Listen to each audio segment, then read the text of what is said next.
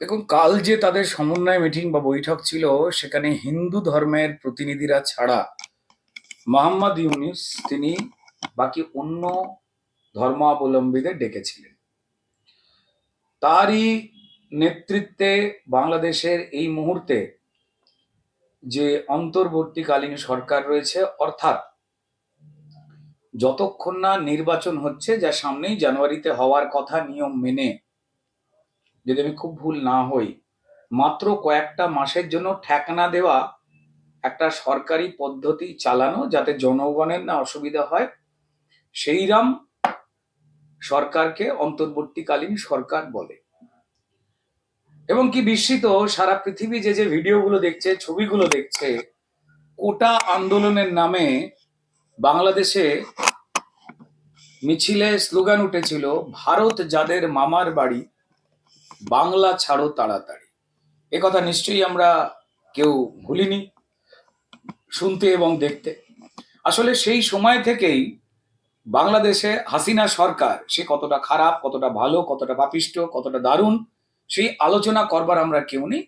এই বিষয়ে সিদ্ধান্ত নেবেন বাংলাদেশের মানুষজন, এবং গণতান্ত্রিক পদ্ধতিতে নির্বাচিত একটা সরকারকে আবার গণতান্ত্রিক ভোটদান প্রক্রিয়ার মধ্যে দিয়ে যে সরকার আসবে, সেটা আওয়ামী লীগ হোক, বিএনপি হোক বা অন্য যে কেউ আসবে, তা বাংলাদেশের মানুষ ঠিক করবে।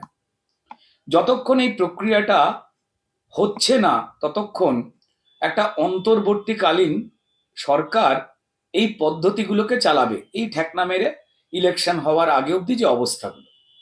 সেক্ষেত্রে ইউনূস দায়িত্ব নিয়ে আসবার পর ঠিক ভারত যাদের মামার বাড়ি, বাংলা ছাড়ো তাড়াতাড়ি স্লোগানের সঙ্গে আমরা দেখেছিলাম হিন্দুদের ওপর অকথ্য অত্যাচার, নির্যাতন এবং কিভাবে মারা হয়েছে। আমরা দেখেছিলাম যে উত্তরবঙ্গের বর্ডার লাইনে লাখ লাখ হিন্দু মানুষ তারা জড়ো হয়েছেন, প্রার্থনা করছেন, কান্নাকাটি করছেন কাঁটাতারের উপরে দাঁড়িয়ে ভারতবর্ষে আসবার জন্য। এও আমরা চোখ থেকে ভুলিনি। আমরা সবাই পৃথিবীর সবটা দেখেছি। বাংলাদেশ যিনি চালাচ্ছেন, ডক্টর ইউনূস, তিনি নাকি তা দেখেননি। সত্যি তিনি চোখ বন্ধ করে রয়েছেন, তিনি দেখতে চাইছেন না। সেই জন্যেই কালকের গুরুত্বপূর্ণ মিটিংয়ে তিনি হিন্দুদের তরফ থেকে, বাংলাদেশের সংখ্যালঘুদের তরফ থেকে কোনো প্রতিনিধিকে রাখলেন না। এবং তিনি সত্যি 25% যে বাংলাদেশ জন্মের সময় হিন্দুদের সংখ্যা ছিল, তা ক্রমাগত ধর্মীয় অত্যাচার এবং নিপীড়নে সংখ্যাগুরু একটা অংশের মুসলমান মানুষ, যারা জামাতে ইসলাম বা জামাতে হেফাজত, এই ধরনের উগ্র মানসিকতার দল, এবং যে দলগুলোকে বাংলাদেশে সুস্থ এবং রুচিশীল, আসলে শিক্ষিত যারা, এখানে শিক্ষিতর মানে ডিগ্রি নয়, আমরা প্রচুর কলেজের ছাত্রদের দেখেছি ভারতবর্ষের পতাকাকে পাপোশ করে বানিয়ে কলেজে ডিগ্রি নিতে ঢুকছে। ডিগ্রি আর শিক্ষা এক নয়। শিক্ষা, আমাদের ভারতীয় সংস্কারে বলা আছে, শিক্ষা যা বিমুক্ত হয়, অর্থাৎ শিক্ষা সেই আলো যা আমাদের কুপমণ্ডু কথা থাকে এবং অন্ধত্ব থেকে মুক্ত করে বাইরে নিয়ে আসে, সত্যের সামনে এনে ফেলে। তো সেই জায়গায় তারা শিক্ষিত হতে চায়নি। এবং মোহাম্মদ ইউনূস, যিনি শান্তির জন্য নোবেল পেয়েছিলেন, তিনি এই অশান্তির পরিবেশ তৈরি করে রেখে দিয়েছেন এবং মুখে তিনি অবিরত মিথ্যে কথা বলে যাচ্ছেন। ঠিক মমতা বন্দ্যোপাধ্যায় স্টাইলে, যেমন পশ্চিমবঙ্গের ইলেকশনে রক্তগঙ্গা বয়ে গেলেও মমতা বন্দ্যোপাধ্যায় তার সরকারি আমলাদের দিয়ে, পুলিশদের দিয়ে, এবং তিনি এবং তার দল যেমন বলেন, কই নির্বাচন তো দু একটা বিক্ষিপ্ত ঘটনা ছাড়া অত্যন্ত শান্তিপূর্ণ হয়েছে। ডক্টর মোহাম্মদ ইউনূস ঠিক মমতা বন্দ্যোপাধ্যায়ের পলিসিতেই তিনি তার পুলিশ প্রশাসনকে ব্যবহার করছেন, এবং যারা সে দেশের গণতন্ত্র প্রেমী, মানবতা প্রেমী মুসলমান মানুষ, তারাও ভয়ে মুখ খুলতে পাচ্ছেন না।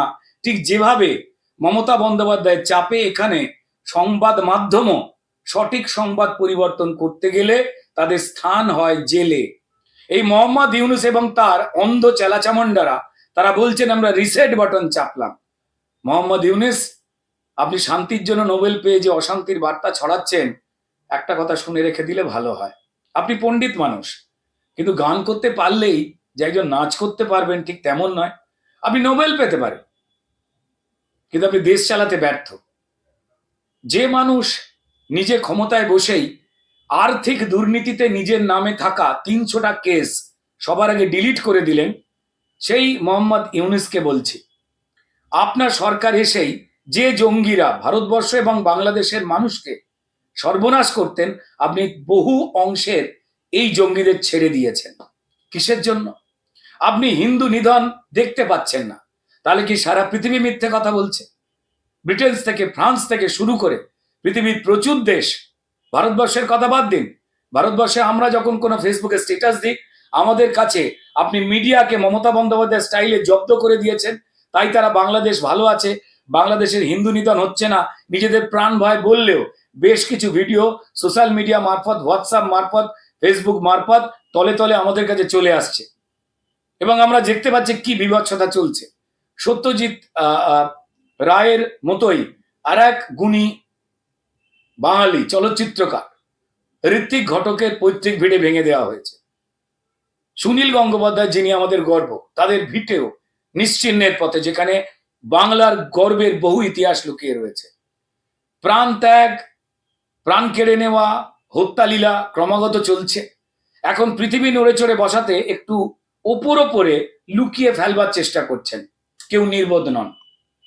আপনারা যেদিনই ভারতবর্ষের পতাকাকে পাপোশ করেছেন, দেখুন এত বড় দেশ যা অত্যন্ত শক্তিশালী, সারা পৃথিবীতে যে যে দেশগুলো নিজেদের মধ্যে লড়াই করে তাদের প্রত্যেকেই ভারতের সঙ্গে আজকে বন্ধুত্ব রেখেছে।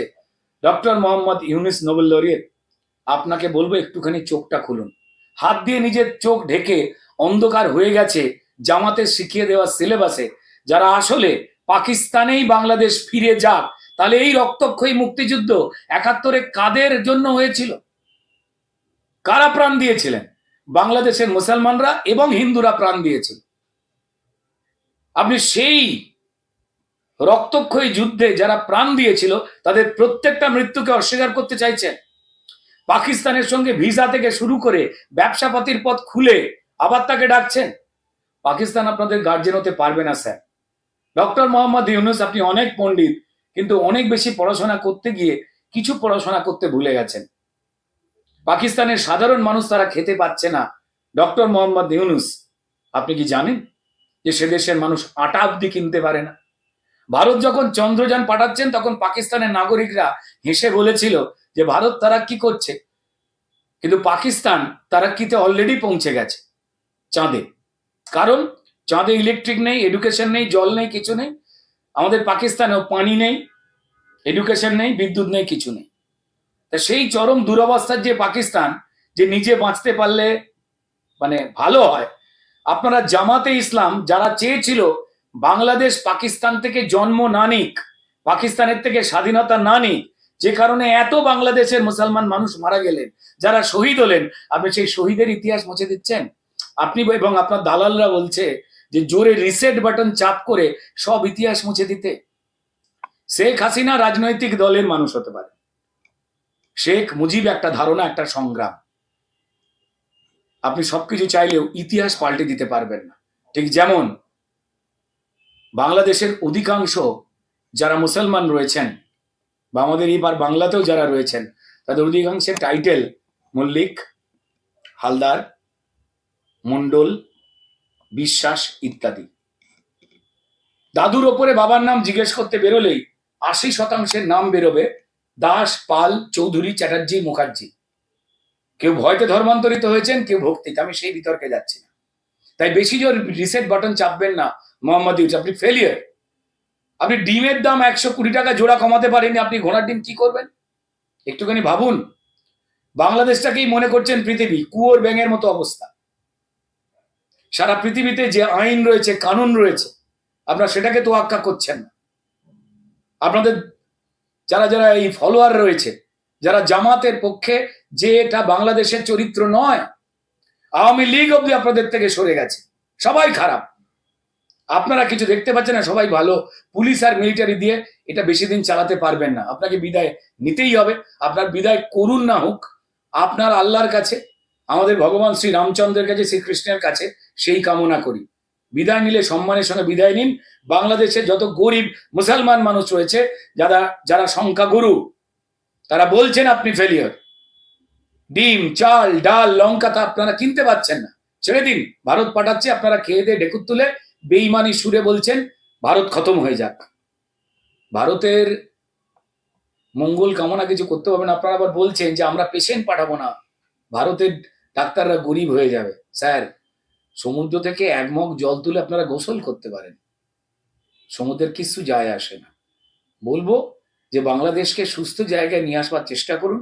অন্তত যে কটা দিন জামাতে ইসলামের উগ্র মৌলবাদী ফতোয়াতে চিন্ময় কৃষ্ণ প্রভুকে আইনজীবী না দিয়ে কারাগারে আটকে রেখে দিয়ে আসলে হিন্দু দমনের খেলাটা স্পষ্ট করে দিয়েছেন, সেইটাকে বেশি চাপবার চেষ্টা করবেন না, উপায় নেই।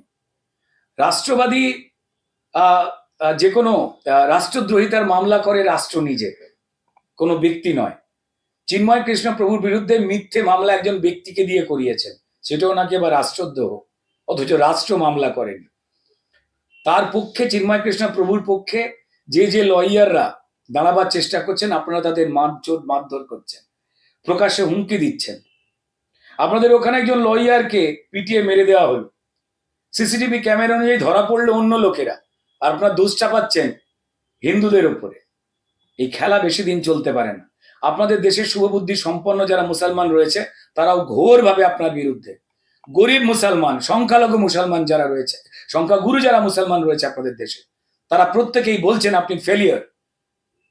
যে দেশনায়ক, যে দেশের চেয়ারে বসা নেতা চাল ডালের দাম কমাতে পারেন না, এর আগে নাকি হাসিনা সরকার দুর্নীতি সরকার ছিল, কালোবাজারিদের সরকার ছিল, তাই জিনিসপত্রের দাম বেশি ছিল।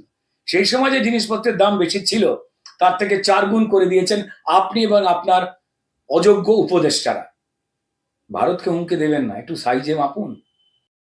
যে কথাটা এক্ষুনি বললেন যে রাষ্ট্রদ্রোহিতার মামলা এবং শুভবুদ্ধি সম্পন্ন মানুষের যে বিচার বুদ্ধি, এ প্রসঙ্গে আমি বলবো বাংলাদেশের বিশিষ্ট বুদ্ধিজীবী ফারহাদ মাজার প্রধান উপদেষ্টা মোহাম্মদ ইউনূসকে একদম সরাসরি প্রশ্ন করছেন যে কেন চিন্ময় কৃষ্ণ দাসকে গ্রেফতার করা হয়েছে, তার বিরুদ্ধে কি এমন দেশদ্রোহিতার অভিযোগ আছে যে ব্রিটিশ আমলের আইনে তাকে একদম জেলে আটকে রাখা হচ্ছে, কেন সরকার তাকে জামিন দিচ্ছে না, কেন জামিনের আর্জি জানাতে তিনি কোনো আইনজীবী পেলেন না, কি বলবেন? সবাই জানে আইনজীবী পাওয়া যাচ্ছে না কেমন। ঠিক এই যে অঙ্কটা বেসিক্যালি ওনাকে যে উপদেশটা করেছেন, বেসিক্যালি এটা মমতা বন্দ্যোপাধ্যায় ফিল্ম ফেস্টিভ্যালে আর্টিস্টদের পাশে ছবি তুলে, না না আমি ভালো লোক, শিল্প সংস্কৃতি ভালো মানুষেরা আমাদের পাশে আছে, তাই আমিও ভালো, সেম খেলা। ইউনিশ অসম্ভব অনুপ্রাণিত মমতা বন্দ্যোপাধ্যায়ের থেকে, তার বলার অপেক্ষা রাখছে না। তো যাই, আইনজীবী পাওয়া যাচ্ছে না কারণ আইনজীবীরা দাঁড়ালে তাদের মারা হচ্ছে, সেই জন্য পাওয়া যাচ্ছে না। এবং পুলিশ উগ্রবাদীদের প্রশ্রয় দিচ্ছে, ঠিক পশ্চিমবঙ্গের মতো, যেভাবে পশ্চিমবঙ্গের পুলিশ ক্রিমিনালদের প্রশ্রয় দেয়, তথ্য প্রমাণ লোপাট করে। আরজি করের ঘটনা নিশ্চয়ই কেউ তো ভুলে যাননি। তারপর একাধিক 20টার উপরে মহিলার মৃত্যু ঘটেছে এইভাবে নৃশংসতার সঙ্গে। তৃণমূলের লোকজন থানা থেকে পুলিশ মেরে ক্রিমিনাল ঝাড়িয়ে আনে। এই কদিন আগে মমতা বন্দ্যোপাধ্যায় অনুপ্রেরণা, তিনি যা করতেন সেই খেলাতেই পরিষ্কার এই মোহাম্মদ ইউনূসও রয়েছেন। কখনো পর্যন্ত না এগুলোর জয় হয় না, এগুলোর বিনাশ হয়। আমরা সোশ্যাল মিডিয়ায় কিছু লুকলেই বাংলাদেশের লোকজন ঝাঁপিয়ে পড়ছেন আমাদের গালাগাল করতে। হাসি লাগে, মায়াও হয়। এপার বাংলা ওপার বাংলা, আসলে ভারতের গর্ভ থেকেই তো জন্ম নেওয়া। বিচ্ছিন্নতাবাদী বা বেইমানির পরাকাষ্ঠাতে জন্ম নিয়েছিল পাকিস্তান, সেখান থেকে পূর্ব পাকিস্তান, এবং তারপর বাংলাদেশের এই জামাতের মতো লোকেরা, যারা কারুর নয়। শুধু ভারতবর্ষের পতাকা এরা পায়ের নিচে পাপোশ করে অসম্মান করেনি। আপনাকে আমি হাজারখানেক ছবি দিয়ে দিতে পারি যারা নিজের দেশের পতাকা পেতে তার উপরে দাঁড়িয়ে নামাজ পড়ছে, ক্রিকেট খেলছে, পিকনিক করছে। দেখুন, যারা পরিষ্কার দেশের সংবিধান, দেশের আইনের উপরে নিজেদের কোরআনকে বিশ্বাস করে, তার মানে তারা তাদের নিজেদের দেশের পতাকাকেও সম্মান করতে পারে না। তাই অন্য দেশের পতাকার সম্মান বা গর্ব বা ইতিহাস কি কারণে, তা নিজেরাই বিস্মৃত হয়ে যায়। কারণ নিজের দেশের স্বাধীন হবার ইতিহাসে ভারতের ভূমিকা কি ছিল, তারা যেটাকে অস্বীকার করে অন্ধ ইসলামিক আনুগত্যে ভারতবর্ষ শুধুমাত্র হিন্দু প্রধান একটা রাষ্ট্র হওয়ায় এ বড় দুর্ভাগ্যের। এর বিচার দ্রুত হবে। যারা এই সাংঘাতিক কাজ করছে, আমরা চাই যে বাংলাদেশে কিচ্ছুই নয়, বাংলাদেশের সংখ্যাগুরু মুসলমানরা বা সংখ্যালঘু যারা রয়েছেন হিন্দু বা অন্যান্যরা, তারা প্রত্যেকেই ভালো থাকুক।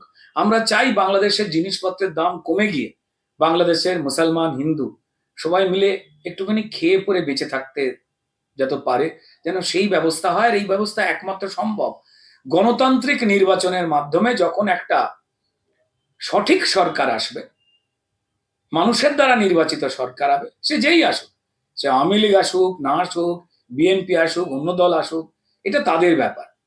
কিন্তু ইউনূস যে ব্যর্থ জিনিসপত্রের দাম কমাতে, অরাজকতা তৈরি করতে, সংখ্যালঘু নিধন করতেই, তিনি যে চোখ বন্ধ করে ইচ্ছাকৃতভাবে, উনি যে জামাতের দ্বারা বসানো লোক বা বাইরের অন্য কোন শক্তি থাকতে পারে জানি না, এই মুহূর্তে আসন্ন আমেরিকান প্রেসিডেন্ট যিনি হবেন ডোনাল্ড ট্রাম্প, এবং তার যারা দপ্তরে বসতে চলেছেন, তারা তো বাংলাদেশের দিকে তাকিয়ে রয়েছে।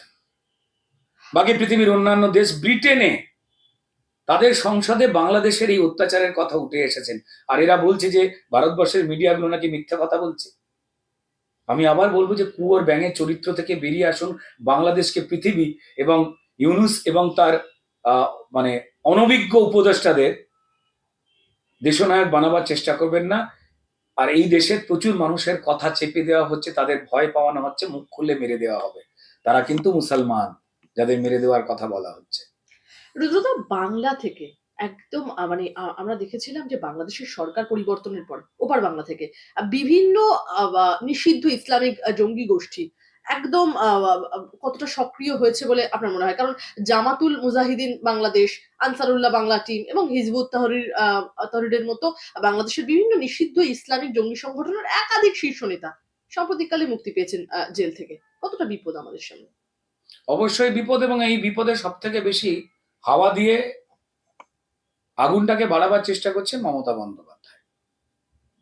দেখুন, এই হুমায়ুন কবির কদিন আগেই যখন মুর্শিদাবাদ থেকে বললেন তৃণমূলের বিধায়ক, এর আগে আমরা পরিষ্কার চোপড়াতে দেখে নিয়েছি জামিরুল মোল্লা কিভাবে বেত মারছে, মহিলাকে বিচার করছে তালিবানি কায়দায়। ঠিক এই হুমায়ুন কবির বললেন যে 70% আমরা মুসলমান, হিন্দুদের কেটে ভাগীরথীতে ভাসিয়ে দেব। তার স্থান কোথায় হওয়া উচিত ছিল? জেলে। মমতা বন্দ্যোপাধ্যায় পুড়েছেন না। তিনি এই সুশান্ত ঘোষ যেখানের কাউন্সিলর, এই কসবাতে আমাদের জমি, জনগণের জমি, বা যাকে সরকারি জমিও বলা যায়, সেই জমিতে বাংলাদেশ থেকে অবৈধভাবে ঢোকা রোহিঙ্গা এবং অনুপ্রবেশকারী বাংলাদেশি, তাদেরকে টাকার বিনিময় ভোটার কার্ড পাইয়ে দিয়েছে। আসলাম খাঁ হয়ে গেছে অসীম খান, সাবিনা হয়ে গেছে সাবিত্রী। যারা ভারতকে ভালোবাসে না, ভারতবাসীকে ভালোবাসে না, পশ্চিমবঙ্গকে ভালোবাসে না, পশ্চিমবঙ্গের কোনো মানুষকে ভালোবাসে না, তাদের মধ্যে জঙ্গিরাও রয়েছে। তাদেরকে কার্ড করিয়ে দিয়েছে, নাগরিকত্বের কার্ড। কত বড় অপরাধ কারা করেছে? তৃণমূল। তাদের বসতি বানিয়ে দিয়েছে।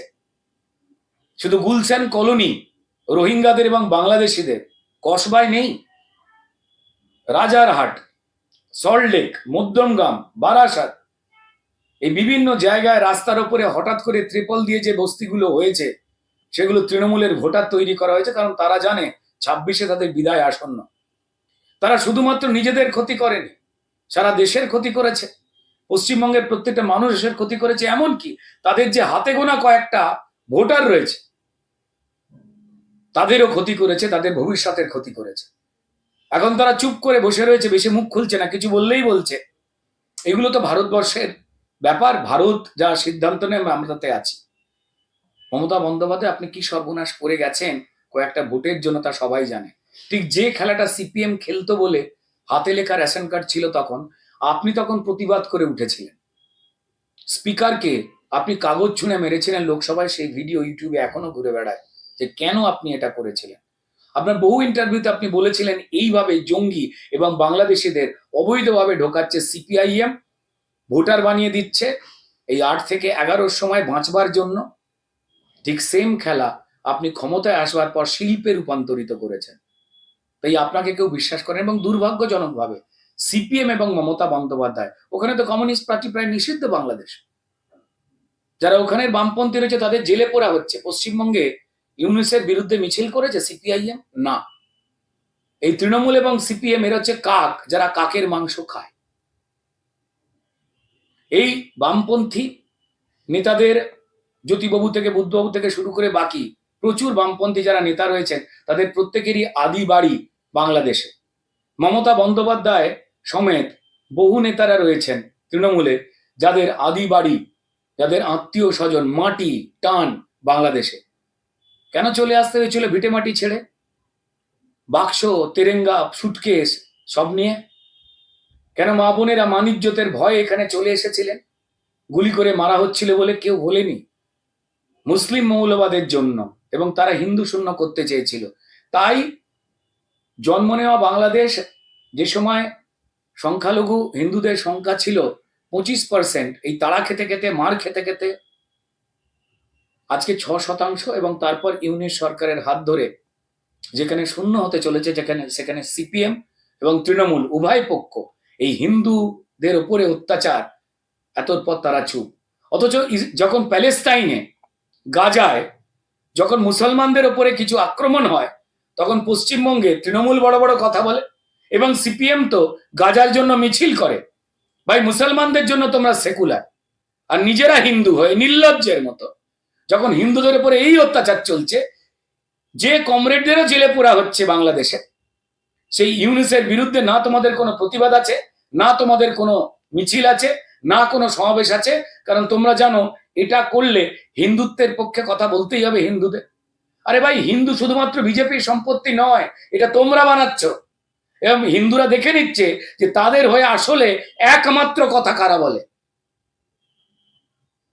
ভাই, মুসলিম নিয়ে কথাবার্তা বললে, যদি কেউ ধর্মান্ধ মুসলমান হয়, তখন আমরা তখন তাকে ত্যাগ দিয়ে দেবেন যে ধর্মপ্রাণ মুসলমান। আজ এই হিন্দু হিন্দু করে আমরা কথা বলবো, যখন সুনীল গাঙ্গুলির বাড়ি, সুনীল গঙ্গোপাধ্যায়ের বাড়ি, ঋত্বিক ঘটকের ভিটে মাটি তছনছ করে দেওয়া হচ্ছে, সংখ্যালঘুদের উপরে অত্যাচার হচ্ছে, আপনারা এখানে বসে চুপ করে রয়েছেন, কোনো হিন্দু আপনাদের ক্ষমা করবে না। 26-এ ভাবছেন যে যদি বাংলাদেশের বাঙালি মুসলমানদের কিছু বললে তাদের এই হুমায়ুন কবির বা সিদ্দিকুল্লাহ চৌধুরী, যারা 4টে বাচ্চা জন্ম দিয়ে পার্লামেন্ট দখল করবার মতো বিষ বপন করছে ভারতবর্ষে, এই তাদের যারা আত্মীয়রা রয়েছেন, ভাবছেন তাদের ভোট পাবেন? কমরেড, ভাবছে তৃণমূল, মানুষ আপনাদের ক্ষমা করবে না। রুদ্রদা, ভারতের পণ্য বয়কটের ডাক দিয়ে একদম স্ত্রীর ভারতীয় শাড়ি এবার পুড়িয়ে দিলেন বিএনপি নেতা। একদম প্রকাশ্যে স্ত্রীর ভারতীয় শাড়ি পুড়িয়ে বিতর্কে রীতিমতো ঘি দিলেন বিএনপি নেতা রিজভী। কি বলবেন, কিরকম ধরনের আচরণ? পাগলামি করছে, মাথা খারাপ হয়ে গেছে। মৌলবাদীদের একের পর এক হামলা, সেই ছবি এবার লাইভ স্ট্রিমিং করায় মোহাম্মদ ইউনূসের সেনার রোষে এক হিন্দু যুবক। দেখুন, সত্যি আপনি মমতা বন্দ্যোপাধ্যায় স্টাইল, সত্যি কোনো কিছু দেখাতে পারা যাবে না, সত্যি কথা বলা যাবে না। আমাদের রাজ্যেও সত্যি কথা আপনি যদি ফেসবুকে লেখেন, আপনার বাড়িতে পুলিশ চলে আসে। কেন লিখলেন? তৃণমূলকে চোর কেন বললে? চোর তো চোরই হয়, আবার বলার কি ছিল? এমনটা যেন পুলিশের ভাব। এবং সব থেকে বড় কথা, আমাদের পশ্চিমবঙ্গের নিচের তলার পুলিশেরা, যারা এই সমস্ত দুর্নীতির পক্ষে নয়, তারা একটা উপর মহলের, এই বিনীত গোয়েল ধরনের বেশ কিছু লোক রয়েছে, আইএস আইপিএস, যারা জানি না তারা বর্দির কসম খেয়ে কি করে মিথ্যে কথা বলেন। ইন্দিরা মুখার্জিদের মতো দুর্ভাগ্যজনক ভাবে তারা, অভিক বিরূপাক্ষ, এদেরকে ফিঙ্গারপ্রিন্ট স্পেশালিস্ট বলেন, যারা সন্দীপ ঘোষের তথ্য প্রমাণ করা লোপাটের টিম, তাদের বাঁচাবার চেষ্টা করুন। এখানেই একটা অংশের আইএস এবং আইপিএসরা কিভাবে জনগণের চাকরি করতে এসে মোটা মাইনে, মোটা সম্মান, বর্দির কসম খেয়ে কি করে এই মমতা বন্দ্যোপাধ্যায়ের এই চুরি সিস্টেমের সঙ্গে নিজেদের জড়িয়ে নিচ্ছেন এবং মানুষের বিরুদ্ধাচারণ করার বাতাবরণ তৈরি করছেন, এ অত্যন্ত অসম্মানের, দুর্ভাগ্যজনক। তো যাই হোক না, সেম খেলাই বাংলাদেশে চলছে। তাই কত শাড়ি পোড়াবি, কত গয়না পোড়াবি, কত দ্রব্য পোড়াবি, ভারতবর্ষের পাঠানো খালি পেটে মরবে। এমনি এমনি জিনিসপত্রের দাম, আমরা কেউই চাই না বাংলাদেশের মানুষ না খেতে পেয়ে মারা যাক, কিন্তু আমরা বারবার তোমাদের সাহায্যের হাত বাড়িয়ে দেব, আর তোমরা সেই খাবার দাবার খেয়ে ঢেকুর তুলেই ভারত মুর্দাবাদ বলবে, ভারতের পতাকায় পা ঘষবে। এইসব বদমাইশি হবে না। সারা পৃথিবী এদিকে তাকিয়ে দেখছে, সারা পৃথিবী। রুদ্রদা, একদম বাংলাদেশে যে ভারতীয় পতাকার যে অবমাননা, এবার পাল্টা তার উত্তর দিল বাংলা। একদম রাস্তায় মোহাম্মদ ইউনূসের ছবিতে জুতো। দেখুন, এটা তো রিয়াকশন হবে, আমরা তো আটকাতে পারবো না। আমার কি বাংলাদেশের পতাকা ভারতবর্ষের কোনো মানুষ, পশ্চিমবঙ্গের কোনো মানুষ আগে কোনোদিন অসম্মান করেছে? কোনোদিন না। চিন্ময় কৃষ্ণ প্রভুকে যেভাবে কোথায় পতাকা টাঙানো হয়েছে, কি না বাংলাদেশের পতাকা উঁচুতে যা ছিল তার থেকে নাকি কোন একটা অরাজনৈতিক গেরুয়া ধ্বজ হিন্দুদের, সেটা উপরে রাখা হয়েছে। সম্পূর্ণ মিথ্যে। এই দুটো আঙুল, দুটো আলাদা টাওয়ার। আপনাকে যদি আমি আঙুলটা ঘুরিয়ে দিই, আপনি দেখবেন যে এই আঙুলটা উপরে উঠে রয়েছে। সেইভাবে ক্যামেরায় ছবি তোলা হয়, যেভাবে একটা বেটে মানুষকে লম্বা মনে হয়। সেই ছবিটা যখন তোলা হয়েছে তখন চিন্ময় কৃষ্ণ প্রভু ওখানে ছিলেনই না, অন্যত্র ছিলেন। এবং আবার বলছি, দেশদ্রোহিতার মামলা দেশ করে, রাষ্ট্র করে, কোনো ব্যক্তি নয়, সেটা গ্রাহ্য হয় না। তারপরেও সেটা জোর করে মামলা নিয়ে তাকে 1.5 মাস পর গ্রেপ্তার করা হলো, যখন তিনি হিন্দুদের হয়ে তিনি কোনো আলাদা দেশ চাননি, আলাদা ক্ষমতা চাননি। তিনি যাতে হিন্দুরা নির্ভয়ে থাকতে পারে।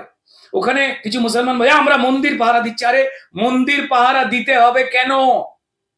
মন্দির পাহারা দেবার মানেই মন্দির সুরক্ষিত নয়, সেই সত্যি কথাটা বলুন।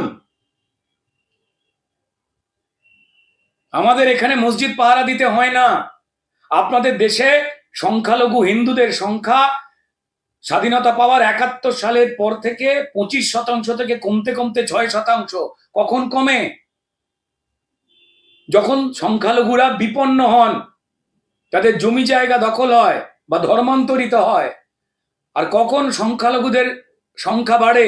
যেমন ভারতবর্ষে পাকিস্তানের থেকেও বেশি সংখ্যক মুসলমান আমার দেশে থাকে। এত মুসলমান ছিল না। আমাদের দেশে বেশি মসজিদ, এত মসজিদ ছিল না। আমাদের পশ্চিমবঙ্গে 4-5% থেকে আজকে মুসলমানদের সংখ্যা 30% ওপরে হয়ে গেছে। দুঃখে,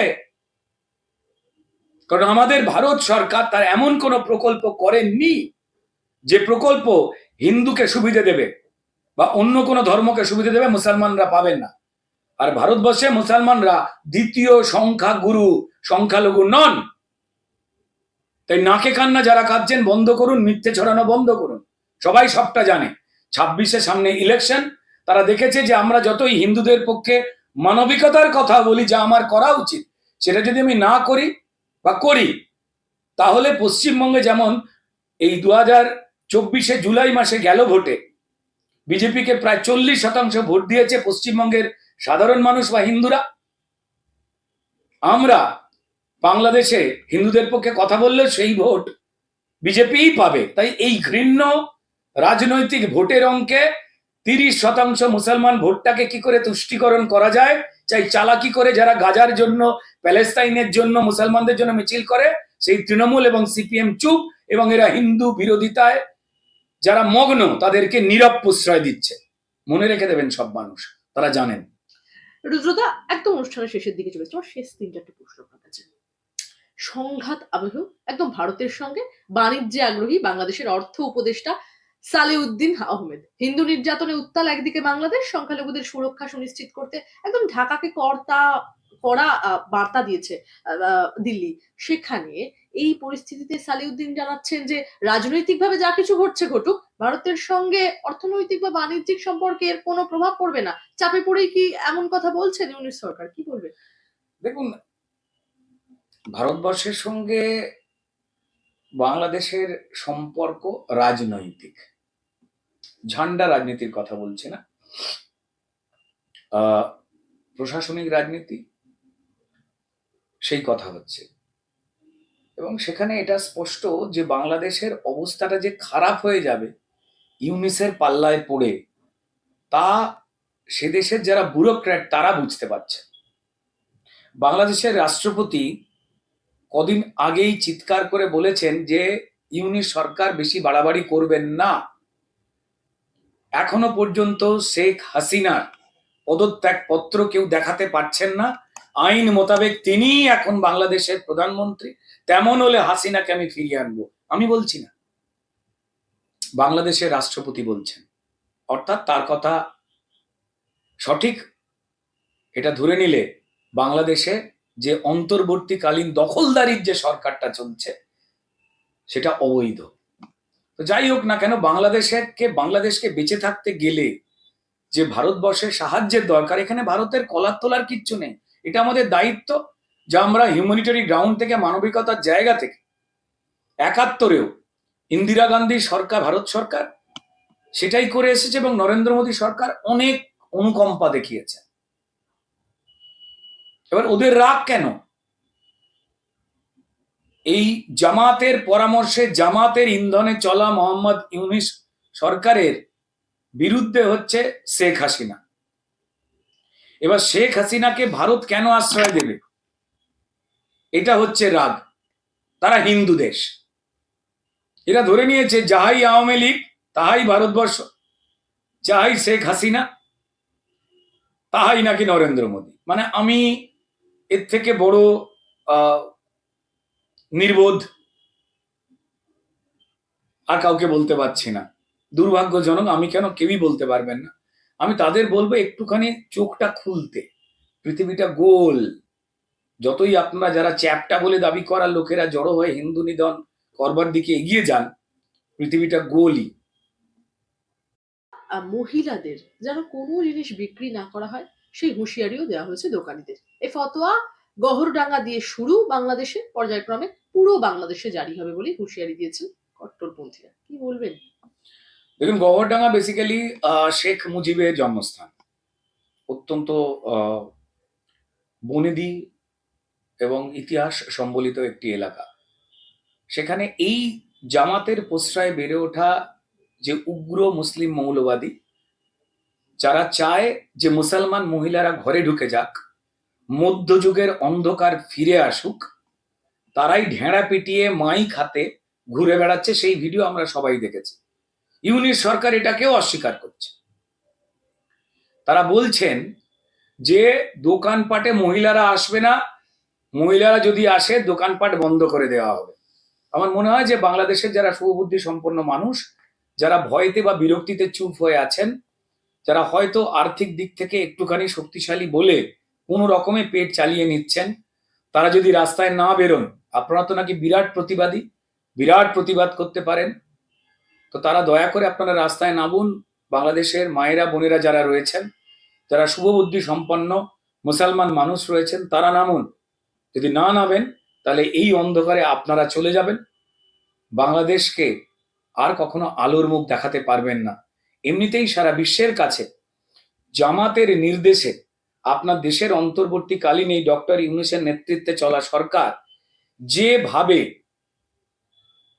পুরো বাংলাদেশকে ছোট করছে কয়েকজনে মিলে, সেই দোষ কিন্তু আপনাদের ঘাড়েই বর্তাচ্ছে এবং আপনাদেরকে অবিশ্বাস করছে সারা পৃথিবীর মানুষ। তাই যদি আপনারা রাস্তায় না নামেন, তাহলে খুব সামনেই আপনাদের জন্য একটা অন্ধকারাচ্ছন্ন দিন রয়েছে, সামনেই এগিয়ে আসছে।